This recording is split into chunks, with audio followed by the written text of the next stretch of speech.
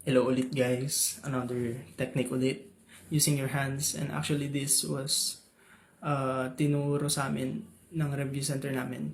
So thank you Sir Mark Aaron. So eto na po, dito naman po yung pag-assess ng puso. So tingnan natin kung saan yung location nila, yung mga pulse. Now we will use the A, PET, M. So may A, ginagamit ko tong right hand ko. Yung PET M, nasa left ko naman.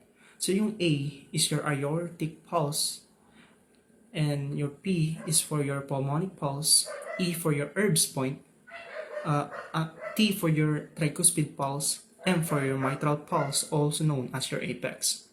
So, saan natin ma-determine kung ano ba dito, kung ilang number, ganun.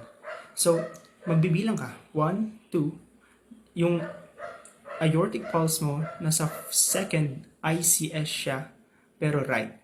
Now, moving, pulmonic pulse. Kapag pulmonic pulse naman, 1, 2, nasa second ICS, left naman siya. Then, susunod na yung mga iba. Erb's point, third, fourth, yung tricuspid, and fifth, your mitral pulse. So, yun lang, si APET-M. Bye, guys.